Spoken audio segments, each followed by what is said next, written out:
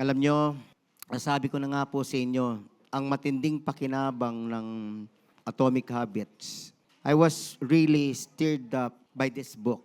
And I really regret na ito lang yung time na ngayon ko po ito binigyan ng matinding pansin. Kaya ang sinasabi ko po ganito, kung hindi nyo binabasa itong aklat na to, you're not only missing a lot, but you are going to regret. Magsisisi kayo na hindi nyo binabasa yung aklat na to. Kailangan nyong basahin ito. Kasi dito ko nakita na, Lord, kung mabubuhay pa ako ng ilang years, may pagkakataon pa ako na may apply kong atomic habit para sa aking success. Sino po dito naniniwala sa pangako ng Diyos na magiging successful siya? Magsabing amen. Pero ang success po na yon ay nasa mga habits. You have to form successful habits for you to become successful. Napakalaga po ng aklat na to. Kaya panoorin po natin itong summary, another summary. What I'm doing is every day I'm looking at summary of Atomic Habits. Why? Ang sabi ko, Lord, hindi ko tatantanan to hanggat di ko ma-apply ito sa buhay ko. At kailangang lahat kaming magkakapatid sa Panginoon, sa Living Hope, i-apply namin lahat ng Atomic Habits. Panoorin ho natin yung summary ng Atomic Habit. Another summary. Want a simple blueprint for building long-term habits? If so, then one of the best books you can read is the #1 best-selling book, Atomic Habits by James Clear. Atomic Habits is about understanding the power of small, incremental changes over time. The practical techniques here are backed up by scientific research and can create significant changes in your life. The book not only challenges the way you think about habits, but also provides practical solutions to overcome the obstacles that could be holding you back.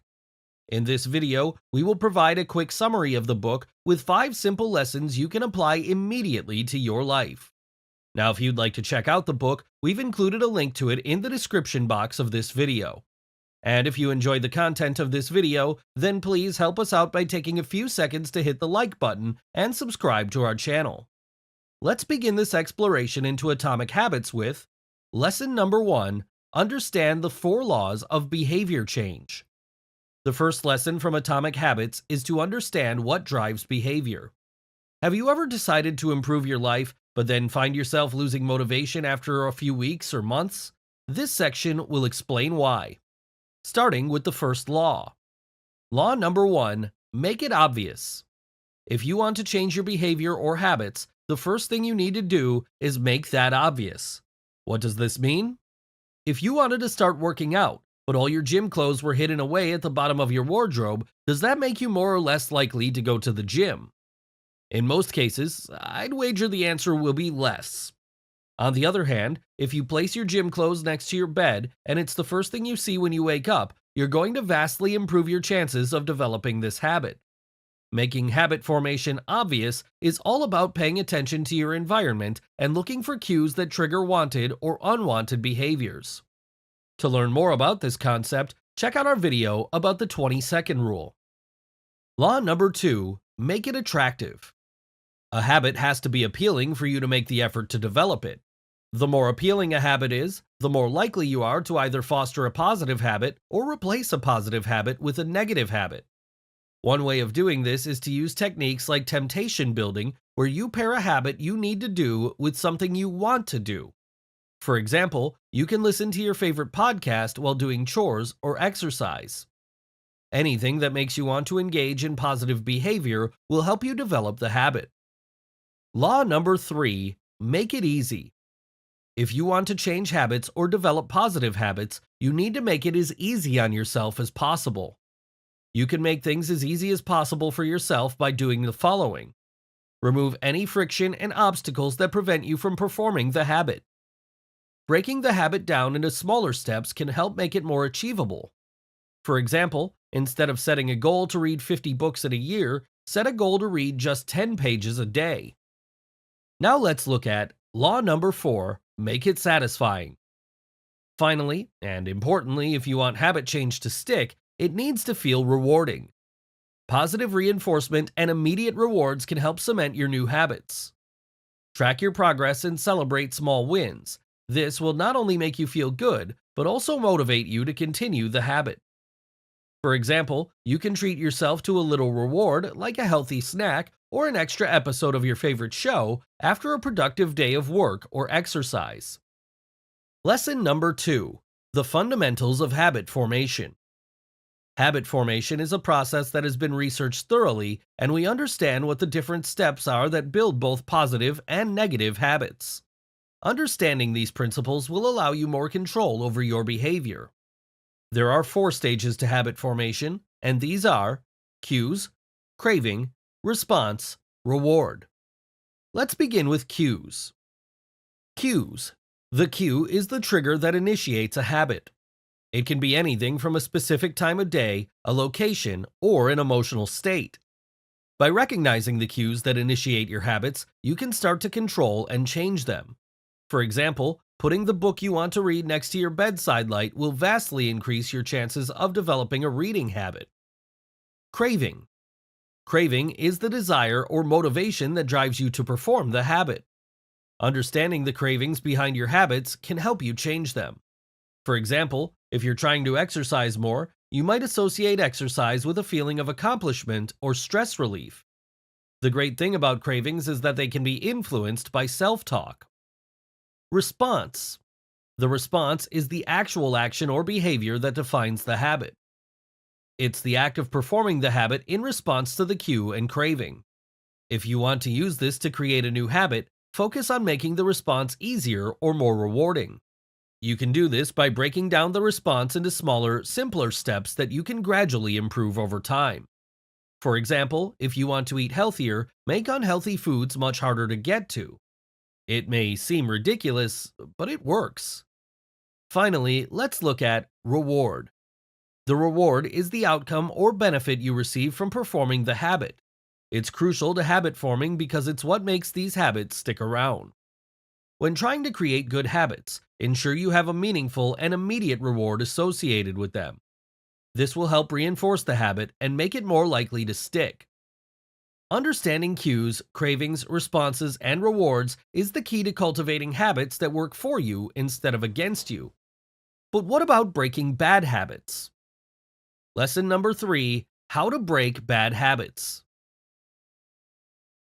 And para hindi mo magawa mo yung 90 days challenges at saka yung ano, yung tawag doon, yung iba pang mga gusto mong habits hindi lang sa 90 days. Eh ilagay mo doon yung ano, yung itong ano mo, ito.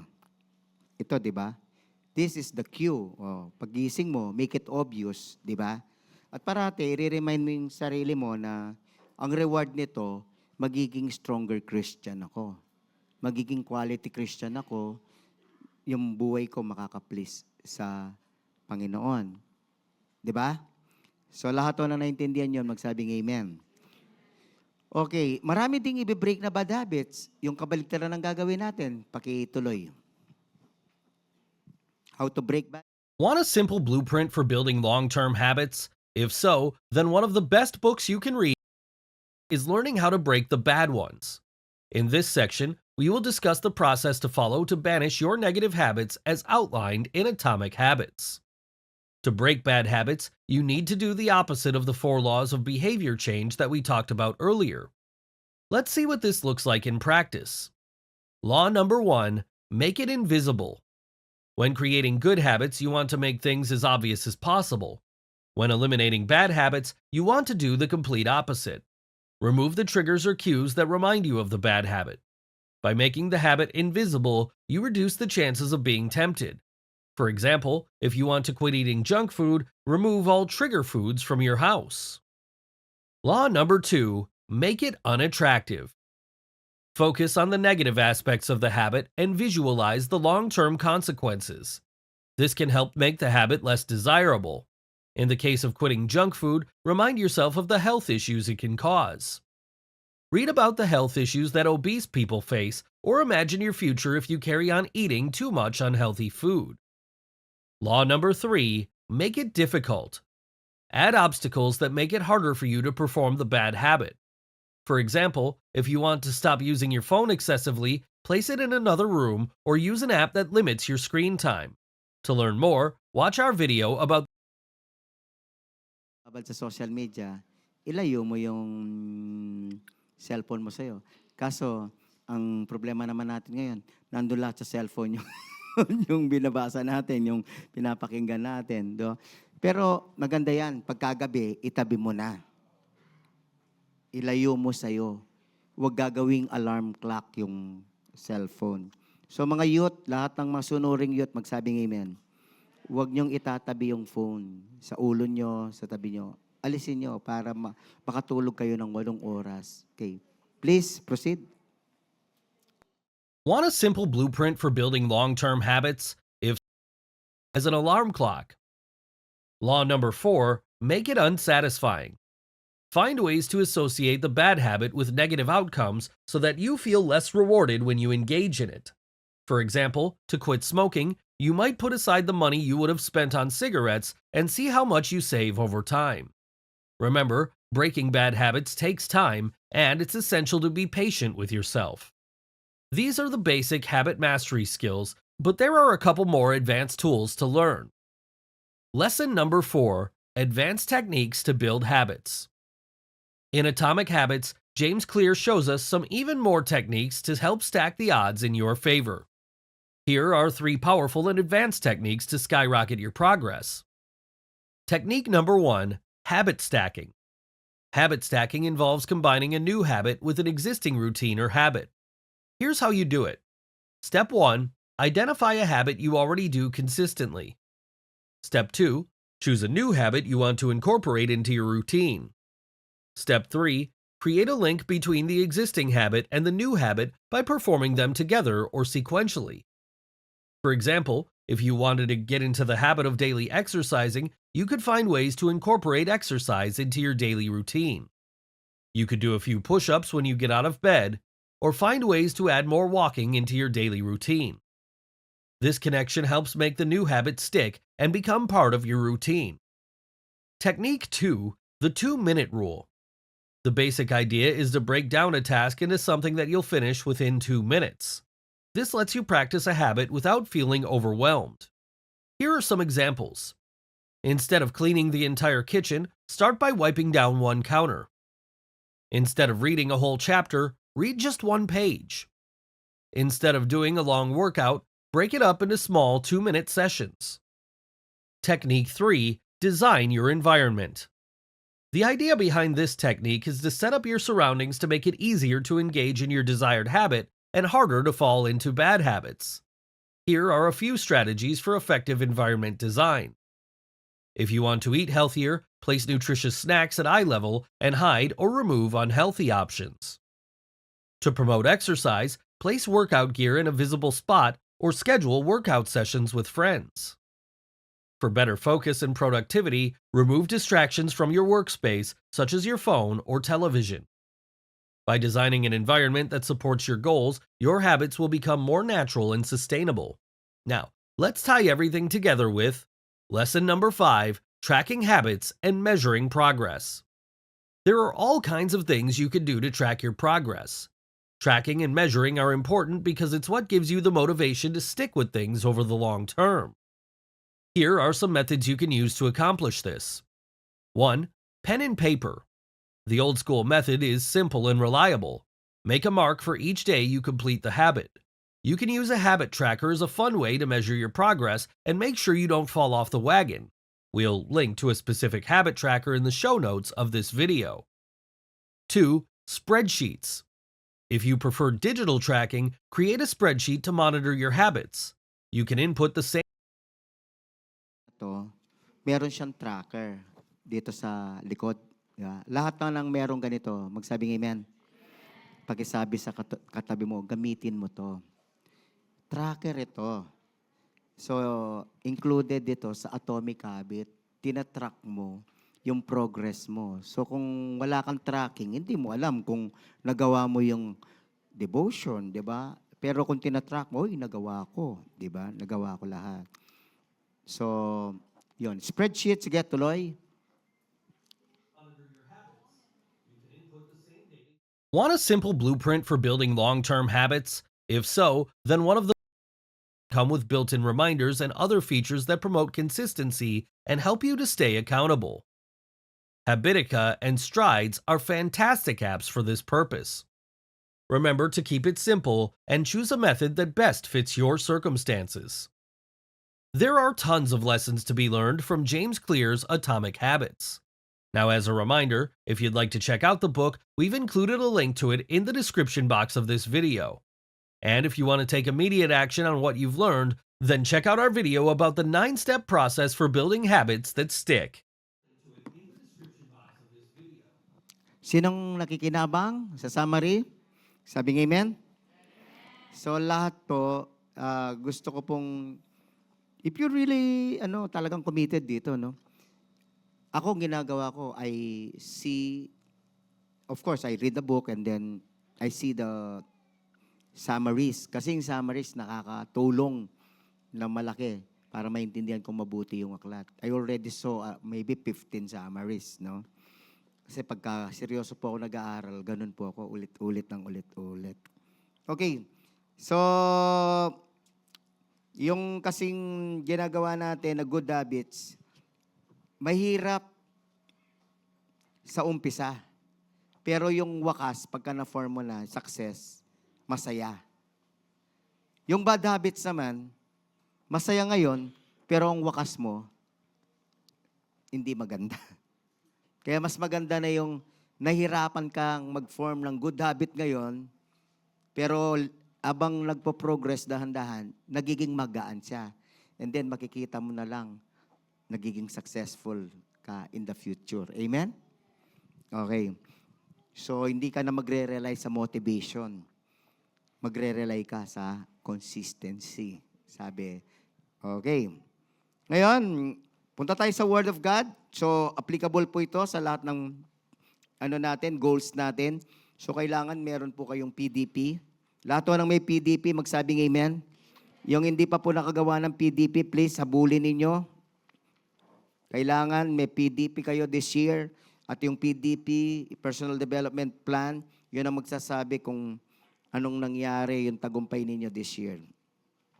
Pangapat, character and attitude development. Kasi tapos na tayo sa spiritual, sa mission. By the way, sino po dito nagsosoul winning? Pakipakita nga yung picture. Gusto kong pakita every week yung mga nawiwin ko. No? Kasi po, every week nagsosoul winning po ako bilang pastor. Ayan. Ang nawin po namin, 2 pastor. Kasama ko si Brother Joey, si Sir JB, tsaka si Sir James. Ayan. Sa Lubao. Okay? Pakitanong ang katabi nyo, ikaw, sinong nawin mo? Wala, nga. So, kailangan talaga, kapatid, kasama yan sa sa routine mo. Ako, every Friday. Actually, gagawa pa nga po ako ng strategy niyan by next na marami yung mawiwin natin. Mag-street preaching tayo dito sa Jollibee. Amen? Ititrain ko lahat ng gusto. Okay. Habang nangangaral ako dito, may worship, yung iba, doon sila gumagawa ng consolidation. Nagpipreach ng John 3:16 doon. Amen? Ganun ang gagawin natin. Okay. Pero bago yun, papakita ko muna. Ako muna yung makikita nyo sa FB Live. Nagpipreach ako dyan sa Jollibee later on. Okay. Kasi ang kulang talaga sa atin, hindi lang sipag minsan, tapang. Kaya hindi nagsishare ng gospel, takot. No? Tamad na, takot pa. Walang future mo. Amen? Kailangan tapang at saka sipag. Sabihin mo sa kamo, tapang at sipag, kapatid. Yan ang may future. Okay? Character development, 2 Peter chapter 1, 5-9. 2 Peter. Hindi pa nako-correcto. Paki-correct ito, 5-9. Okay, tayo po lahat ay tumayo. Meron po mga Tagalog yan. Pwede po kayong tumili ng mga Tagalog, okay? Basahin po natin ang salita ng Diyos. 1, 2, 3, go. Read.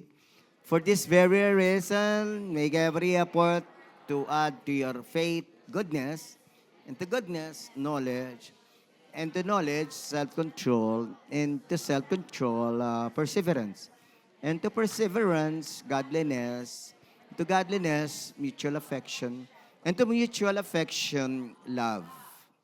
For if you possess these qualities in increasing measure, they will keep you from being ineffective and unproductive in your knowledge of our Lord Jesus. But whoever does not have them is nearsighted and blind, forgetting that they have been cleansed from their past sins. You may be seated. So, there are important things to see from this passage. Number one, if we go back, please, to verse 5. Ang sabi ng verse 5, for this very reason, make every effort to add. Everybody say, add. So, magdadagdag ka. No? Anong idadagdag mo sa iyong faith? Goodness. So, kailangan every year, meron pong nadadagdag sa atin. Amen? May nadadagdag sa atin na karakter na gusto ng Panginoon. At dito nga, sinabi rito na salita ng Panginoon na hindi automatic na nangyayari. Make every effort. Intentional. May effort talaga. No? Kaya kailangan, may plano ka. Yun ang unang sign na may effort ka eh. Magpaplano ka. Kasi narinig mo ang Panginoon, ito yung add mo sa yung karakter at sa yung attitude this year.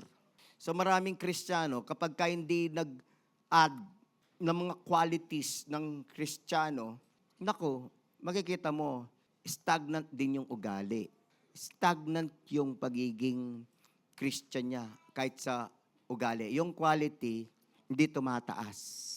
Stagnant lang. Sabi ng verse 9, sa verse 8, punta tayo sa verse 8.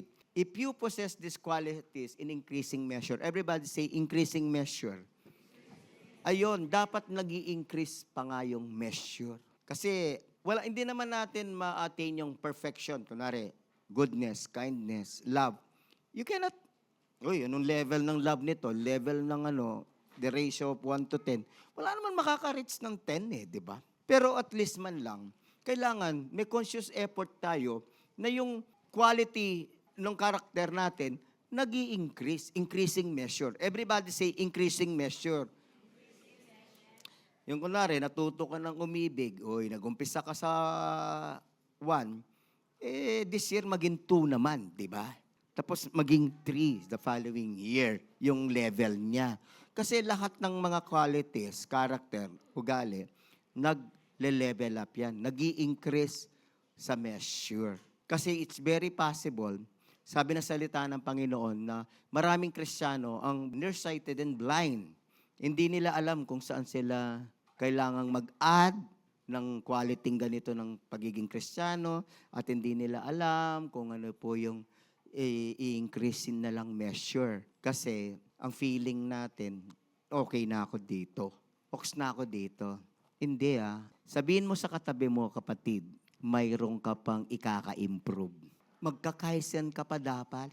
Magkakaisen ka pa. Kasi pagka hindi ka nag-effort na ikaisen yan, i-improve yan. Kaizen, by the way, for those who do not know, is the Japanese word for improving yourself. Improve. Kaizen.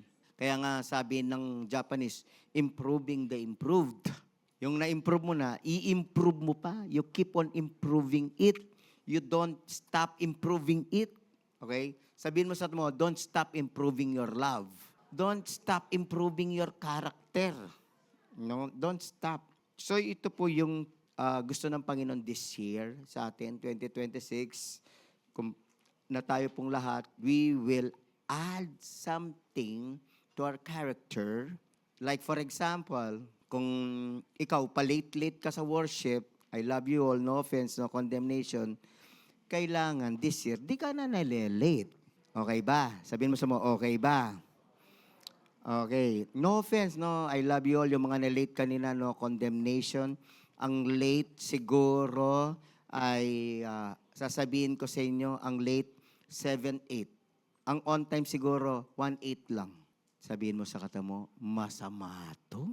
Church na late? Masama? Gusto ba ninyong makilala tayo? Ang pangit na nga sa atin Pilipino. Ang pagkakilala sa ating Pilipino, alam nyo Filipino always late. Tapos church always late pa. Hindi ba masama yun? Sino po dito magsasabing masama yun? Sabihin mo sa katabi mo, masama yun. Sabihin mo sa katabi mo kahit hindi mo alam naman na late siya, sabihin mo, masamang late. Yan naman ang baguhin natin, di ba? Masamang late. Di ba? Sa school, masamang late. Sa trabaho, masama ang late. Pag sa church, wala kang ka-feeling na masama. Masama ang late. Sabihin mo sa katabi mo, kapatid, loves na loves kita. Magbago ka na. Sabihin mo sa kanya, sa kabila naman, kapatid, loves na loves kita. Ayusin mo ugali mo. Ayusin mo natin yung palate-late. Kaya nga, hindi ko po alam, no offense, no? Hindi talaga kasi effective yung nangyari. Pero siguro, the Lord is dealing with me and with us. Kasi nakita ko talaga sa mga nakakarinig ko, kapangit ng church namin. Nag-start kami, 7, 8 late. Kanina sa naman sa first service, 3/4 late. Sabi ko, hindi pwedeng magpatuloy yung ganitong church. Kaya kailangan gumawa tayo ng drastic measure. So, 1 month from now, ipapatupad doon natin, kung hindi man 2 months, pero ipapatupad po natin, 5 minutes before the time, isasara po natin yung pintuan. At hindi na po pwedeng pumasok. Pati po yung worship team, pati yung usher, hindi na pwedeng pumasok. Pati pastor. Kaya pagka hindi po ako nag-preach dito, hindi nyo nakita, ibig sabihin, late po ako. Hindi, totoo to. Pati ako kasama sa batas. Okay? Kailangan lahat po equal sa batas. Amen. Pati pastor. Kaya sinabi ko kay Pastor, di na tayo pwedeng pa-late-late, sabi ko. Pero sobrang dalang naman po kaming malate ni Pastor Ruth. Pagka hilo lang talaga. Kasi I wake up at 6:30 always. Pero siguro gagawin ko na ng 6 o'clock para, kasi minsan nahihilo po ako. But anyway, sabihin mo sa kata mo, wag nang magdahilan kasi. Dadahilan pa eh. Okay, anyway, mga kapatid, sabihin mo sa kata mo, 1 buwan pa naman, humanda ka na. Sabihin mo, pagka late ka, di ka na makakapasok. Amen? Sino po dito ang gustong makakita ng isang church, ang church natin ay nasa on-time disiplinado, magsabing, kasama ako dyan. Ayan. Amen? Pagka na-late kayo, yung susunod na lang, okay, tingnan mo natin yung maturity nyo, yung iba, sinara nyo yung pinto, sa ibang church na lang ako mag-a-attend. Alam nyo po, masakit yon pero tayo, di tayo natatakot na ganun. Kasi kung magkaganon, ang church natin hindi na magbabago. Hindi na. So kailangan we have to deal with it. Lahat po ng kasama sa planong wala nang late, magsabing amen. Yung pong mga gusto pong magpa-late, maghanap po kayo ng church na late. Yan, doon po kayo mag-church. Ang tawag doon, church always late. So, yung pong karakter at attitude natin, kailangan pong mag-develop. Yun pong karakter, ang Tagalog niyan, pagkatao. So, yung pagkatao natin, yung quality ng pagkatao natin, yung attitude, pag-uugali. So, ano yung ugali natin, di ba? Kaya kami sana yun, uy, may karakter. Yung iba naman, uy, may attitude. Hindi po alam po ninyo, positive yun. Di pagka sinabing may attitude ka, negative. Kasi ngayon pagka sinabing may attitude dyan, ibig sabihin nun, yung attitude masama, yung palaban o astig. Hindi. Pagka sinabing, uy, may attitude yan, positive. Amen? Ibig sabihin, may tamang attitude. Sample, sabihin mo sa katabi mo, kapatid, may attitude ka. Positive. Ewan ko sino nag-invento na pagka sinabing merong attitude negative. No? Walang karakter yan. Yan pagka sinabing walang karakter yan, paangit ang pagkatao. Di ba? 4 things I would like to share with you. Number 1, Christ-like character and attitude is our pursuit. So sa buhay natin bilang Kristiyano, no, Christ-likeness, pursuit natin yan eh. Di ba? Isa yan sa pinakamalaga sa ating buhay, yung sa ating pagkatao. Mula nang tanggapin natin si Jesus, yung gusto natin maging Christ-like tayo. Lahat to ng gusto maging Christ-like, magsabing amen. Sabi ng Romans 8:29, for those whom He foreknew, He also predestined to be conformed to the image of His Son in order that He might be the firstborn among many brothers. So ang plano ng Panginoon, pinredestin tayo, no? Kasi tayo, ang tawag dyan, foreknew, kilala na tayo ng Panginoon, di pa tayo sinisilang. Na foreknew na niya tayo. Pero sabi niya, pinredestin na rin niya tayo na tayo, yung buhay natin, nako-conform, nagagaya sa image, sa imahe ng Son ng Panginoong Yesus. Amen? So nakikita ho ba niya tayo nagko-conform sa image ng Son? Kailangan po nako-conform ho tayo. Nababago ho tayo. Hindi tayo nako-conform na sa sanglibutan. Nako-conform ho tayo sa Panginoong Yesus, sa karakter, sa ugali ng Panginoong Yesus. Sa 1 John chapter 2, verse 6, ang sabi na salita ng Panginoon, whoever says he abides in Him and ought to walk in the same way in which He walked. Yung ought, it's the synonym, yung kasing hulugan ng ought, should or must, ought to, should. So we have no option. Kung sinasabi natin na tayo ay nananatili, nag-a-abide, nananahan tayo kay Jesus, nananahan si Jesus sa atin, nag-a-abide tayo sa Kanya, ang sabi ng salita ng Panginoon, we ought to walk in the same way in which He walked. Nang ibig sabihin po, we should live in the same way in which Jesus lived. Kung paano nabuhay, kung anong naging pag-uugali, kung anong naging pagkatao ni Jesus sa flesh, ay ganun din po tayo. Amen? At si Jesus na mismo ang nagsabi sa John chapter 13, verses 13 to 17 ng ganito, you call me teacher and Lord, and you are right, for so I am. Ang sabi niya sa kanyang mga disciples, if I then, your Lord and teacher, have washed your feet, you also ought to wash one another's feet. For I have given you an example that you also should do just as I have done to you. Then, truly, truly I say to you, a servant is not greater than his master, nor is a messenger greater than the one who sent me. If you know these things, blessed are you if you do them. So sabi na salita ng Panginoon, kung ako ang teacher ninyo at kung ako ang Lord ninyo, yung example ko, gayahin ninyo. Sino po dito na ang teacher and Lord nyo si Jesus, magsabing amen? Gagayahin ninyo ang Panginoong Yesus. Gagayahin natin ang Panginoong Yesus. And in this particular passage, the Lord Jesus Christ was teaching about servanthood. Everybody say servanthood. Na lahat ng mga totoong tinatawag siyang teacher at Lord, totoong Kristiyano, kailangan alam mo na ikaw ay magse-serve kay Lord. Servant ka ni Lord. Hindi ka exempted. Kasi yung iba, feeling nila exempted silang mag-serve, kaya hindi sila nagse-serve. Kapatid, minsan, sanay tayong masyadong i-appreciate. Oh, I appreciate you. You have come to worship Him. Pero kapatid, hindi po yan lubusang nakakatuwa sa Panginoong Yesus kung di ka nagse-serve. Kasi yung feeling ng iba, nag-church na ako, okay na yon. Nagbigay na ako ng tithes. Kasi yung ibang feeling nila, katoliko pa rin sila. Sabihin mo sa mga, katoliko ka pa rin ba? Na pagka nagpunta ka lang ng church, okay na? Nagsimba ka lang? No, dala pa natin yung mentality ng pagkakatoliko, di ba? Na coming to the church to hear the mass and join din the mass, okay na yon. Please, wag natin gayahin ng mga katoliko, hindi naman totoong Kristiyano mga katoliko. Amen? Hindi ho. Mananamba sila ni Mary. Marami silang mga false teachers. And I don't apologize for that. Kasi kung naniniwala ako na ang mga katoliko, Kristiyano, hindi na tayo maglilibing ho. Punta na lang tayo lahat sa katoliko. Amen? Magkatoliko na lang tayo kung ang mga katoliko, Kristiyano. Sa katoliko, wala. Okay, magsabong, uminom, manigarilyo, mambabae, magbakla, magbading. Okay lahat. Walang bawal.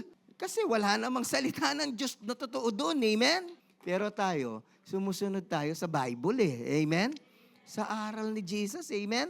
Oh, sino po dito, pinagpala kayo na hindi na kayo katoliko, magsabing amen. Sabihin mo sa katabi mo, kapatid, I love you ha. Linawin lang natin, di ka na katoliko. Kristiyano ka na. Amen? Lahat to ng Kristiyano, gagayahin si Kristo. Maglilingkod kay Kristo. Lahat to na naglilingkod kay Kristo, magsabing amen. So you're not growing in Christ-likeness if you're not serving God. If you're not doing any service, if you're not doing any ministry, you're not growing in Christ-likeness, I tell you. Kapatid, I love you all. No offense. Hindi ka nag-grow pagka hindi ka naglilingkod. Actually, sa paglilingkod ka lang talaga, mag-grow ng matindi. Amen? Number 2, Ito, no, kasi meron po kasing mga bagay na kaya hindi tayo nag-grow. Meron po mga negative, mga simple character at attitude, negative at saka sinful na. Hindi natin maalis-alis. So please, kailangan ma-identify ninyo yun. Yung mga simple attitude, simple character, mga negative character natin. Kagaya nga yung pang palit-lit, negative character yan eh. Actually, it's a wrong character. Di ba? Sino po dito ang magsasabi na ang nalelate ay maling karakter, maling ugali, magsabi ng malakas na amen? Yung hindi nag-amen, hindi mo alam ang tama. Okay? Masyado kang blinded at nearsighted. Okay? Kailangan alam natin yun. Mali ang palilit. Eh di kailangan magkaroon tayo ng deliverance doon, di ba? Deliverance sa bandage na yan. Kasi nga, yung mga Pilipino, ang bandage nila, yun, late, procrastination, di ba? Ang bandage ng mga Pilipino. Ano po yung mga bandage ng Pilipino? Chismis, no? Sabihin mo sa katabi mo, kapatid, be set free. Wala nang chismisan dito. Amen? Huwag niyo na pagchismisan yung mga ibang tao. Amen? I-chismis niyo na lang si Jesus. Amen? Kapatid share ko to sa iyo Confidential Pagka sinabi niyang confidential, sabihin niyo na, kapatid, confidential pala eh. Huwag na. Sige, sampulin mo katabi mo. Sabihin mo, kapatid, confidential pala. Huwag na. Para mahinto na yung kachismisan. Amen? Lalo na kapag wala po kayong, hindi po kayo kasama sa solusyon doon, huwag niyo na pong ipagsabi. Kung kasama kayo sa solusyon, sige. Pero kung di kayo kasama sa solusyon, huwag na. Okay? So, deliverance. Everybody say deliverance.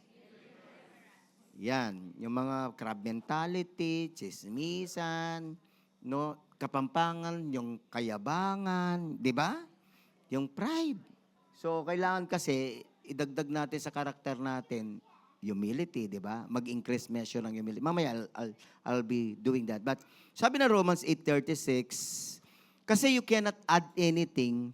Kunwari, hindi ka makakapag-add ng humility pagka hindi ka muna nasa-set free sa pride, sa bandage ng pride. So, if the Son sets you free, you will be free indeed. Ang nagsaset free si Jesus. Be set free. I-renounce mo yan, sabihin mo sa Panginoong Yesus, Lord, ito pong negative, ito pong sinful, ito pong mali na karakter ko na to, pagkatao ko na to, ugali ko, please iset free po ninyo ako. Sabi ng Galatians chapter 5 verse 1, it is for freedom that Christ has set us free. Stand firm then, and do not let yourselves be burdened again by a yoke of slavery. No, hindi ibig sabihin kasi na set free ka, ay you will stay free. No, you have to stand firm, you have to resist. So kailangan, kapatid, yung pong mga bandages, yan, makakasira talaga yan sa iyong buhay at sa iyong future. Lalong-lalo na, ang pinakamatindi ngayon, yung screen time, social media, computer game. Sabihin natin lahat, nakakasira ang sobrang social media at ang maling social media. Okay, so please kung meron ka mang isa lang na maset free ka sa isang bandage na ugali, maling ugali, like kunwari yung mga youth, Lord, set free niyo ako sa pagsagot sa magulang. Ganon, di ba? Ay nako, matutuwa ang Diyos sa iyo at ang magulang mo. Pagpapalain ka ni God. Amen? Sabihin mo sa katabi mo, wag na wag kang sasagot sa magulang mo. Nang pabalang.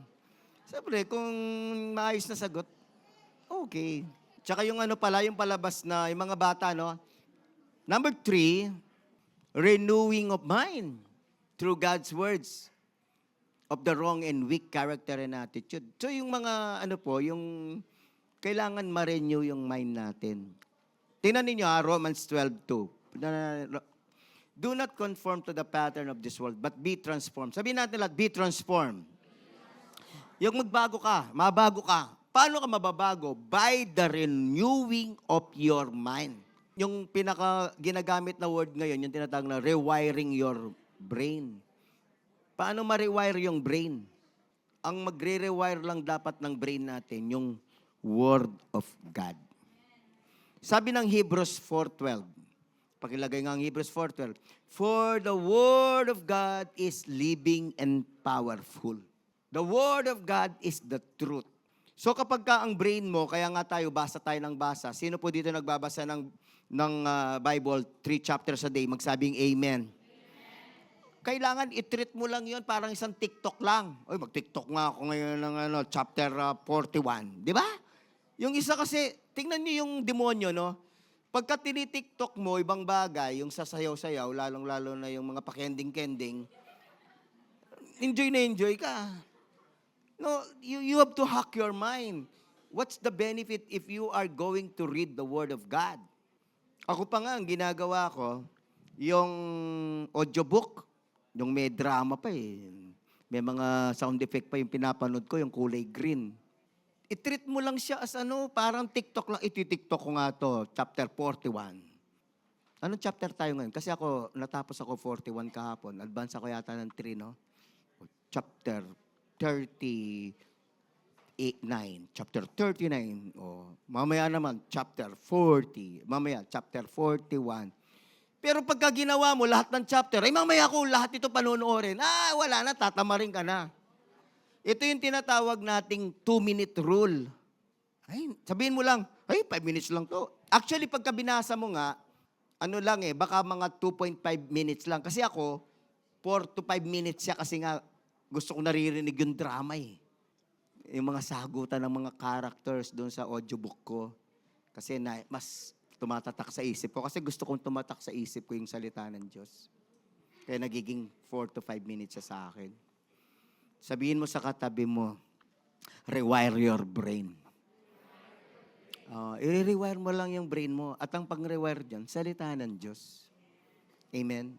Because the Word of God is the truth. And then last, can we, by the way, there are four characters that I would like to emphasize quickly.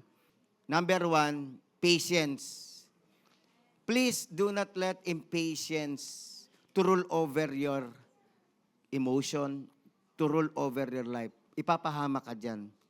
Kailangan lahat tayong Kristiyano pasensyoso. Sabihin mo sa katabi mo, magiging pasensyoso tayo. At mag-i-increase in measure yung patience natin. No, Hebrews 2:5-8. Pangalawa, humility. Everybody say humility. Yan, hindi ka pwedeng hindi mag-grow dyan. Kasi pagka hindi ka nag-grow dyan, yayabang ka na. And God resists the proud, but God gives grace to the humble. God lifts up the humble. Kaya kailangan nag-grow tayo sa humility. Nagpapakorek, nagpaparebuke. Amen? Sabihan mo kay siping mo, lalo na ang youth ka sabihan mo, ka magtatatatata. Ka maginda-hinda. Okay? Lalong-lalo na po yung mga nagtatrabaho na, nagbibigay na ng sweldo sa magulang. Please, pinapakiusap ko, masama yun na kayo na yung nagtatatatata, nanay-nanay na. Letter C, holiness. Sabihin natin lahat, holiness. Let's continue to grow in holiness. Amen? Purity. Number 4, discipline. Okay, punta na po ako sa pang-4. Be spirit-filled. Everybody say, be spirit-filled. So everyday kailangan, kung gusto nating mag-grow, spirit-filled talaga tayo, manifesting His fruit of godly character and attitude. Kaya kung titingnan nyo yung 90 days challenge natin, parati tayong merong equipping sa Holy Spirit. Holy Spirit, my senior partner. Sabihin natin lahat, Holy Spirit, my senior partner. Pangalawa, yung kay Diga Hernandez, yung video natin na 2 minutes. Kasi nga, ang magpapabago ng buhay natin, ang Holy Spirit. Amen? So you have to surrender to the Holy Spirit every day and be filled by the Spirit of God. Kapag ka napupuspos ka every day, makikita mo yung karakter mo, yung pagkatao mo, at pag-uugali mo, karakter at pag-uugali ni Kristo. Pagkatao at pag-uugali na bunga ng banal na Espiritu. Galatians 5:22-23, but the fruit of the Spirit is love, joy, peace, patience, kindness, goodness, faithfulness, gentleness, self-control. Against such things, there is no law. Sino gusto maging loving? Be spirit-filled. Kung yung karakter, attitude. Sino gustong maging joyful, masayahin? Be spirit-filled. Sino gusto maging peaceful? Sino dito ang gustong patient, maging pasensyoso? Be spirit-filled. Sino dito gusto maging mabait? Be spirit-filled. Sino dito gusto maging mabuti? Goodness. Be spirit-filled. Sino gusto maging faithful? Be spirit-filled. Sino gusto maging gentle? Be spirit-filled. Sino dito ang gustong maging self-controlled? Be spirit-filled. Baguhin mo tayo ng Holy Spirit. Ang Holy Spirit po ang magbabago sa atin. Amen? So mga kapatid, itong year na to lahat tayo, magde-develop tayo sa karakter at attitude. Christ-likeness. Amen? Christ-likeness.